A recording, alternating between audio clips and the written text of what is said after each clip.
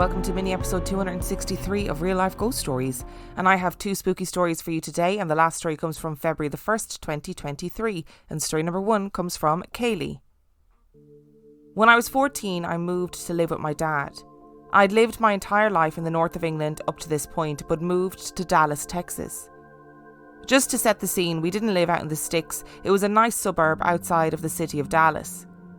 I liked living in Dallas and enjoyed school, but living with a mentally ill, narcissistic stepmother and her toddler was hard work, especially as my dad was often out of town for business.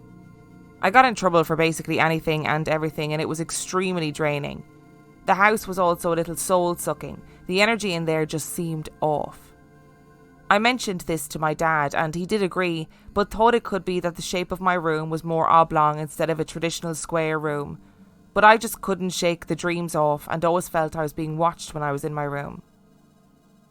Not long after moving, I started having the same creepy dream a few times a week. In my dream, I would wake up feeling as though someone was in my room. I would sit up and there would be a teenage boy in my bathroom doorway staring at me. Oftentimes, he would have moved my TV from the centre of the wall to my bathroom doorway and be sat on top of that watching me. I would then wake up and peek out of my duvet absolutely terrified, to look around and check that there really was nobody there and then check my clock, and it was always the same time. This was around 20 years ago now, and I can't remember the time exactly, but it was something like 3:15 a.m.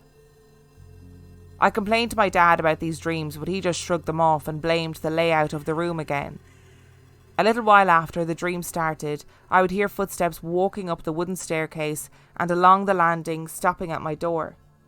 Again, I would ask my dad about it, and he said that it was him or my stepmom just listening to check that I was asleep. It was not, as I would have heard them go to bed earlier in the night.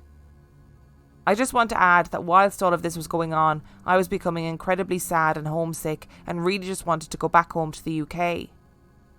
The following summer, my sister came to visit for a month, and she stayed in my room, which had twin beds in it. The beds were separated by a small desk and a little vintage-style partition, which meant I could only see the end of my sister's bed. We had a nice time and often stayed up late in my room chatting and watching MTV or True Hollywood Stories. One particular night, we both heard the steps walking up the stairs and across the landing. We stopped talking and both looked at the door expecting possibly my dad to open the door, although we had heard him go to bed earlier. Instead, the door handle turned and opened the door a little and shut itself.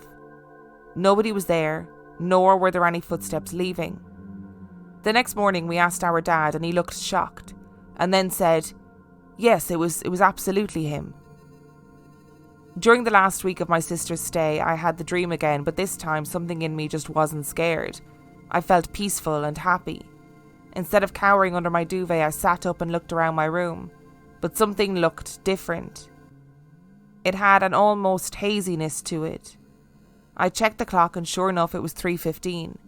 I looked at my sister in her bed and couldn't see any movement, and I went back to sleep feeling happy. The next morning I woke up and went and got breakfast with my sister, and she asked if someone had been in our room last night.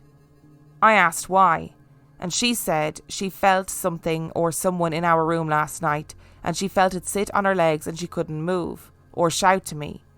It absolutely terrified her. I told her what I had experienced. Again, my dad dismissed us, and I moved home shortly afterwards.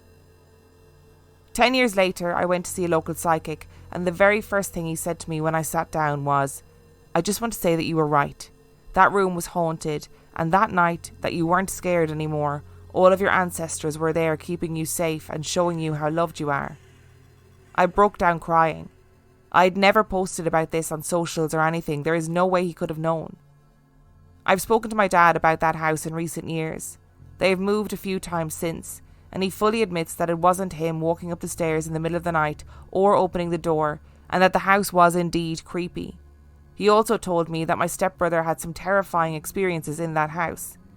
One being that he opened his wardrobe and saw the ghost of an older lady with a sinister smile looking at him. I've had multiple spooky things happen in my life, but that time just had a bad energy about it. Until the end, where my family saved me. On a totally non-paranormal note, I know that people move all the time, and move countries and move houses and whatever. But what a jump to be going from the north of England to Dallas, Texas. And obviously it doesn't sound like it was the perfect experience, you know, but what an amazing experience to have as a teenager.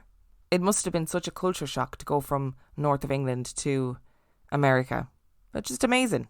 I wonder then if your series of dreams, those same dreams about that boy sitting on the TV in your bathroom doorway staring at you, I wonder if they related to the haunted energy, I suppose, of the room. And then hearing footsteps and all of that stuff. And I imagine it was probably just your dad trying to like protect you from being really freaked. Do you know what I mean? When he was like, yes, that was definitely me last night walking around checking up on you to make sure you're asleep or whatever. I guess he was just trying to be like, I don't want my daughter to be really freaked out in this house, so I'm just going to tell her it was me.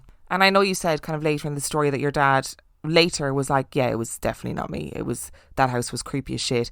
I wonder at the time, were your dad and your stepmother having those experiences or having similar experiences or those kind of feelings and didn't want to kind of make it a bigger thing? I absolutely love that 10 years later, the first thing a psychic says to you is, you were right, that room was haunted. That night that you woke up feeling that everything was at peace, it was all your ancestors being there looking after you. I mean, how good is that to know that your ancestors are going to be there? In a psychic pinch, they'll be there. It's like having a load of guardian angels looking after you. And as for the ghost of the older lady with a sinister looking smile, absolutely not. No thank you. And story number 2 comes from Kristin. I have too many stories, experiences and dreams to tell all in one email, so I'm sure you'll hear from me again. But in the last show I listened to, I heard you mention wanting to do a US ghost tour and see the Stanley Hotel. I'd been sitting on the fence, but when you mentioned that, I had to share my personal experiences.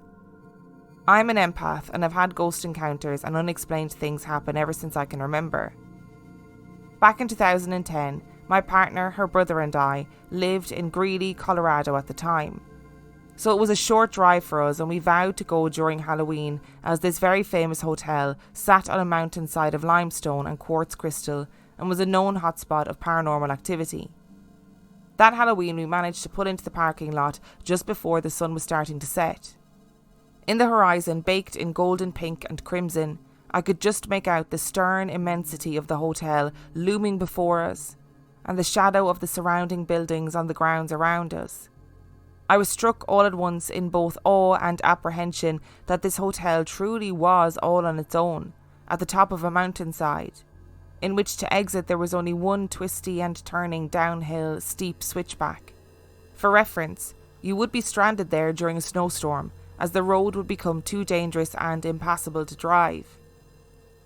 That evening, as we slowly moved away from the car to look around the grounds, we'd been soaking in the crisp atmosphere of the fiery sunset and gazing at nothing in particular, when I suddenly felt a jolt of excitement. A string of piano music was drifting my way from the large, long building on my right. I asked if anyone else had heard it, but it had just been me. I found out later that this was the ballroom. It was empty and dark when I peered into the windows. When we decided to go inside, we were looking around at the lobby and picked up on part of a ghost tour which had moved into the billiard room. This room had a large mantel and fireplace on one of the long walls, and opposite that was a huge mirror. The guide was telling us how there used to be 4 wooden swastikas carved into each corner of the mantel that had been placed there upon the hotel's commission, which used to be a positive Native American symbol for friendship, and it also used to mean good luck and prosperity. Ironically, as World War II has unfortunately given the symbol a negative connotation. She explained that they had tried to cover the symbols because of this, with the square pieces of wood which we now saw, that were strangely turned into a diamond shape over the symbols now. This was due to every time the symbol was covered completely, the spirits could not understand this, and would pop the wooden cover pieces off completely. The diamond was the compromise, covered but still showing. I turned around and had my back to the mantel now and was gazing at a large wall-length, almost ceiling-length mirror. I wasn't looking at anything in particular, when I noticed in the mirror a shadow suddenly move and walked around in the reflection of the room. I quickly turned and saw no one where I had been looking and saw the movement. To this day I have a hard time staring into mirrors, especially in the dark. I believe that they could be ways to glimpse into the other side, maybe even a portal. There was a time my partner had been sized up by a spirit staring at her, staring at him, standing behind her in the bathroom mirror once at my parents' house. The billiard room felt very heavy, and I felt like we weren't very welcome. It was then that the guide said, being as this was once a gentleman-only room, women in particular feel many strange things. Were pinched, shoved, had horrible things said to them, and a feeling of being unwelcome. I smelled cigar smoke and felt a shiver down my neck, like a trickle of icy water had run down the back of my shirt. We all went out and sat in front of the fire in the hearth for a few hours before leaving to drive home, but vowing someday to return and book a room and a ghost tour that goes into the servants' quarters below the hotel. I don't know if they still offer this tour, but I'd imagine you would want to book a few years ahead of time to get in on Halloween night. I heard that a toy ball bouncing on the stairs and children laughing are just some of the things witnessed in this hotel. Let's just say, you know it's haunted when Stephen King gets spooked and inspired to write The Shining after staying here. Here are a few other haunted experiences from Colorado that I thought I would add. In the city of Thornton, there is a road called Riverdale that is supposed to be an area that had lots of satanic rituals and occult-associated activity. There is urban legend of a jogger who had been killed on that road, and sometimes cars can feel an impact like they struck a person on the road but no one is there. There is a legend about a lady in white who hitchhikes for a ride, and if you stop for her she disappears. The area was extremely dark, no lights and a very heavy feeling. Dense, thick, charged energy. If you look up the area, you will find accounts of bloody handprints on traffic signs and black shadow figures swinging as though hung from the trees. In the early 2000s, my partner Jess and her friends were driving late at night down the road just to see if the rumours were true. She also saw figures swaying from the branches and what looked like blood dripping from the speed or street signs. My partner Jess lived in a house on East 4th Avenue in Longmont, Colorado. Jess lived in this house when she was little in the early 90s. Her mother used to have reoccurring out-of-body experiences in this house. Once her mom had tried to return to her body and found it to be occupied. This scared her to the point of having to pray for this gift to go away and never come back. Jess's brother John is 3 years younger than her and used to be traumatised daily with seeing spirits who weren't supposed to be there. He would push in vacant chairs at the dining room table to avoid the ghosts from sitting there. Greeley, Colorado is mostly known as a college town. It's half barren flatland mixed with stinky cows and a meat processing plant.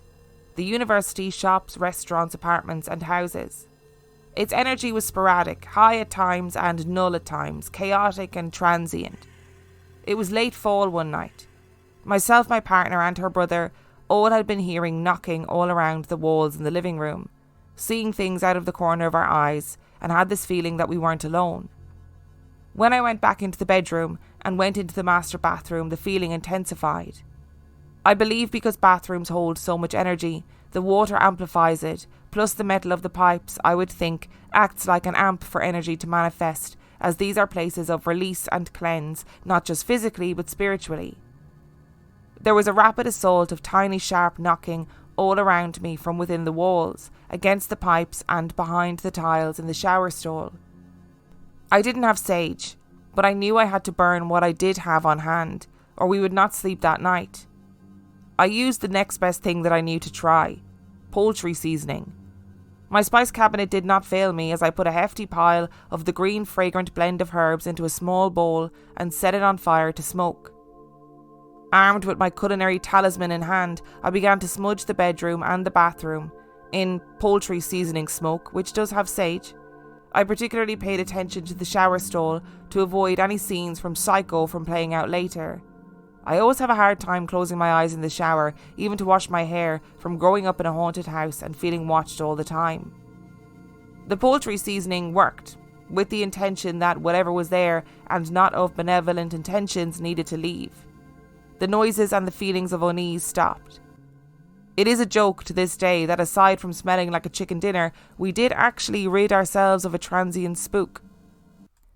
That literally sounds like something from a horror comedy, and I'm loving it. You can totally imagine the scene where nobody knows what to do, everyone's panicking, they think the house is haunted, and somebody's like, isn't there something you can do, like burn some herbs, like sage or something? They don't have any sage, and they do the next best thing, which is whatever kitchen herbs that they have. You can totally see it as a scene in a comedy horror. But hey, it clearly worked for you. I've had a few correspondence with people about the Stanley Hotel over the years. Listeners have written in to share their experience of the Stanley Hotel, and it seems to be a pretty active place. And maybe it's true, maybe it's the limestone and the quartz, maybe it's the psychosomatic feeling of being so alone and isolated on the side of this mountain in this hotel. But whatever it is, it seems to be pretty active. And just to say, I had absolutely no idea that the swastika was a symbol in some Native American cultures. Had no idea. I knew that the swastika was a symbol of good luck in Buddhism. I was aware of that, but I didn't know that so many other cultures also throughout the ages have had a swastika as a sign of good luck, of prosperity, whatever it is.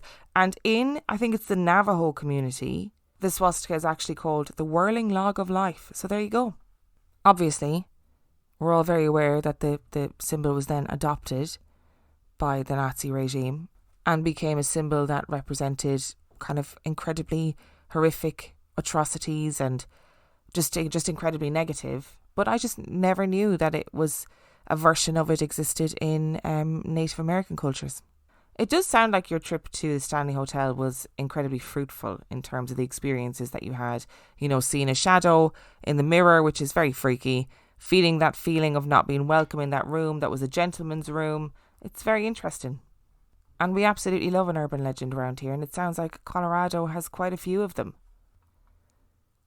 Thank you so much for listening to today's episode. Thank you to Kaleigh and Kristin for sending in your stories. Remember, the last story came from February the 1st, 2023.